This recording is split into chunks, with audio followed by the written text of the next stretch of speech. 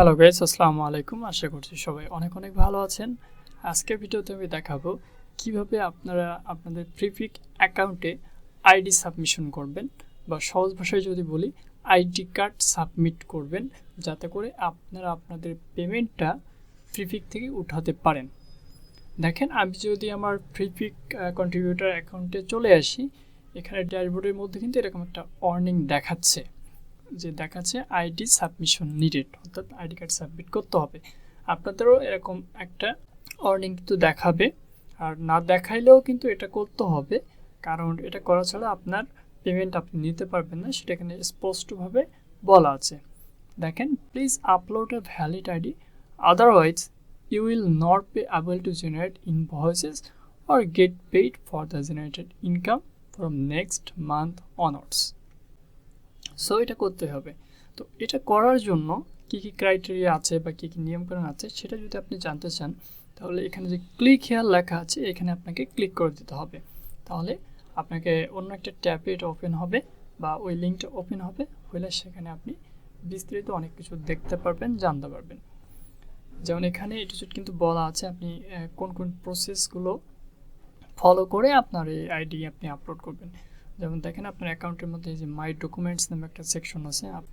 এরপর যদি আমরা আরেকটু নিচে আসি, এখানে দেখেন যে আপনাকে আইডি কার্ড তো আপলোড করতে হবে, এবং এখানে সুন্দরভাবে বলা আছে যে আপনার যদি আইডি কার্ডের বোথ সাইডে, অর্থাৎ উভয় সাইডে যদি ইনফরমেশন থাকে, তাহলে আপনার আইডি কার্ডের ছবিটা একটা পেজের মধ্যে সেটা কিন্তু ইনক্লুড করতে হবে। আপনাকে যদি আমি দেখিয়ে দিই, যেমন আমার আইডি কার্ডটা আমি কীভাবে করেছি, দেখেন আমি কিন্তু একটা পেজের মধ্যেই আমার ফ্রন্ট পার্ট এবং ব্যাক পার্ট কিন্তু এখানে এডিট করে বসিয়ে দিয়েছি। আপনারা এভাবেই কিন্তু করে নেবেন, তাছাড়া কিন্তু আপনাদের আইডিটা অ্যাপ্রুভ হবে না। এটা করার জন্য আপনি ক্যানভা ইউজ করতে পারেন, আপনি ফটোশপ ইউজ করতে পারেন, যে কোনো কিছু আপনি ইউজ করতে পারেন। আপনি দুইটা পিকচার উঠাবেন, উঠানোর পরে এরকম একটা ব্ল্যাঙ্ক পেজ নেবেন, নিয়ে আপনার ফ্রন্ট পার্ট এবং ব্যাক পার্ট দুটো ছবি আপনি উপর নিচে করে বা পাশাপাশি করে আপনি বসিয়ে দিবেন। তাহলে আপনার প্রথম স্টেপের কাজ শেষ। এখন আপনাকে কি করতে হবে, এখানে দেখেন অবশ্যই মাথায় রাখতে হবে ফাইল টাইপটা যেন জেপিজি আর পিএনজি হয়, এবং সেই ডকুমেন্টের সাইজটা যেন 2 MBর বেশি না হয়। অর্থাৎ আমরা যে পিকচারটা আপলোড দিব সেই পিকচারটা 2 MBর বেশি হওয়া যাবে না। তো আমি দুইটা ক্রাইটেরিয়া চেক করে রেখেছি। আমার পিকচারটা আছে পিএনজি ফরম্যাটে, এবং ফাইল সাইজ আছে 1.9 MBর মতো।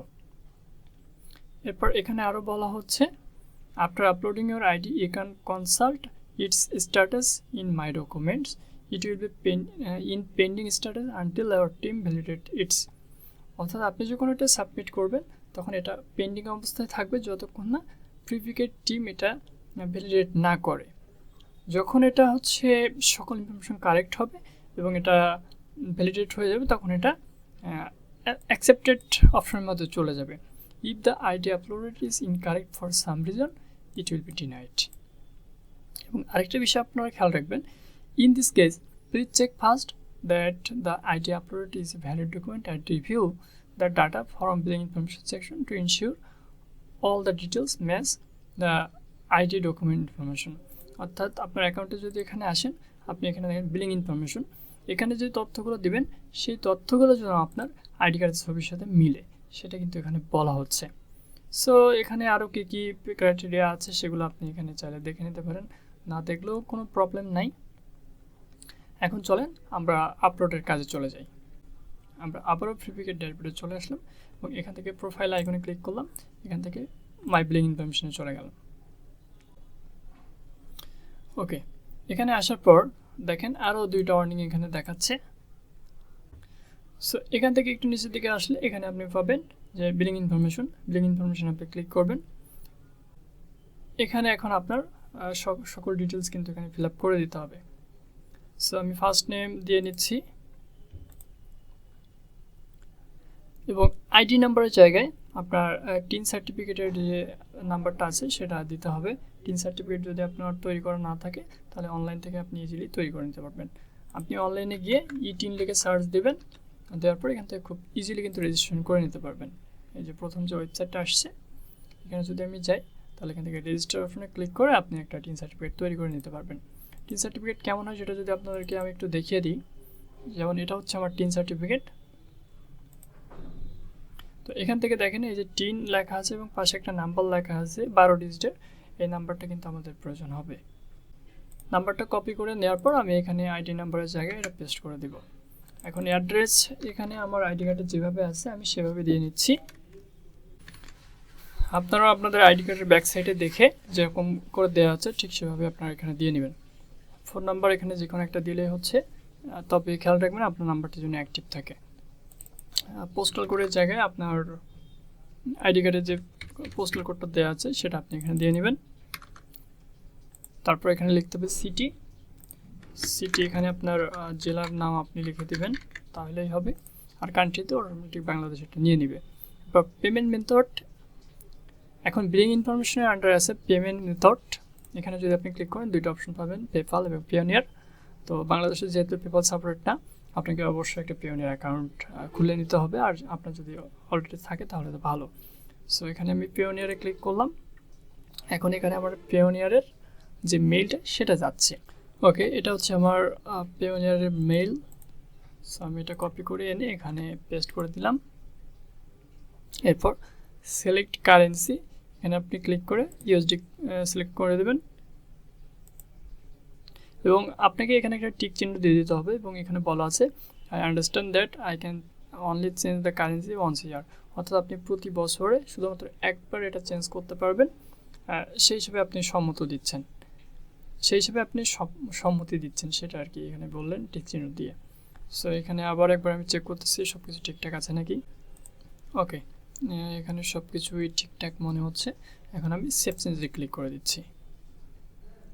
এখন আমার মেইলে একটা কোড গিয়েছে, আমি সেই কোডটা চেক করব। ওকে, আমার মেইলে লগ ইন করলাম। এখানে একটা কোড আমরা দেখতে পাচ্ছি। এই কোডটা আমি কপি করে নিয়ে এখানে দিয়ে দিব।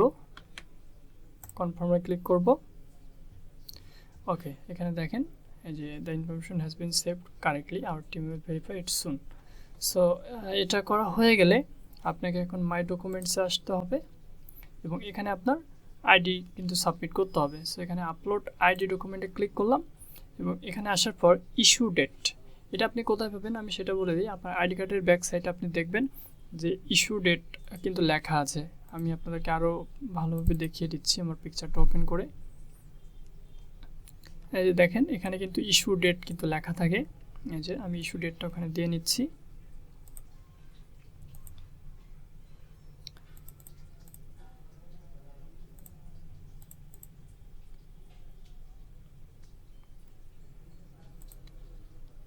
ওকে, এখানে এক্সপায়ারেশন ডেট চাচ্ছে, যেহেতু কোনো এক্সপায়ারেশন ডেট আমাদের আইডিতে লেখা নেই আমরা এখানে নো এক্সপায়ারে ক্লিক করে দিব।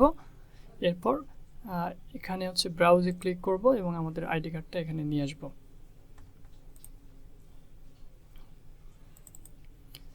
ওকে, আমার আইডি কার্ডটা এখানে আপলোড। ওকে, এখন আমরা আপলোড নিউ ডকুমেন্টে ক্লিক করব। এখানে আপনি দেখতে পারবেন লোডিং হচ্ছে। এখন ডকুমেন্ট আপলোডেড কারেক্টলি, এখানে কিন্তু এটা আপলোড হয়ে গেছে।